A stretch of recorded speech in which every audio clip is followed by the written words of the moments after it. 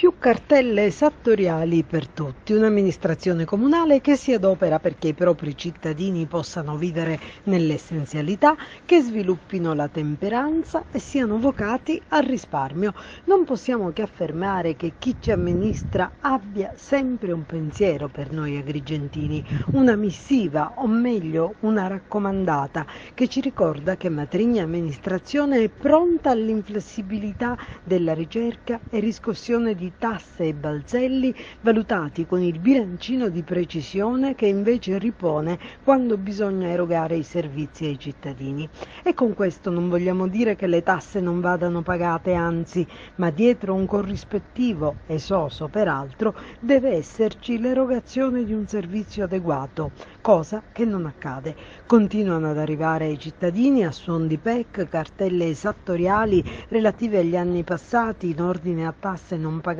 o non esattamente liquidate dagli utenti. Arrivano non tenendo conto del fatto che il tessuto socio-economico della città è quello delle classifiche che ci relegano agli ultimi posti delle graduatorie per tutto. E tutto questo fatto con la determinazione di chi se ne frega delle condizioni degli agrigentini e ha pure rifiutato di aiutarli aderendo alla rottamazione, giustificando la decisione come un'operazione morale che incentiverebbe gli evasori, non tenendo conto che un'operazione veramente morale doveva considerare il fatto che tanti non sono in condizione di pagare quelle cifre e pertanto erano in attesa di mettersi in regola tramite la rottamazione.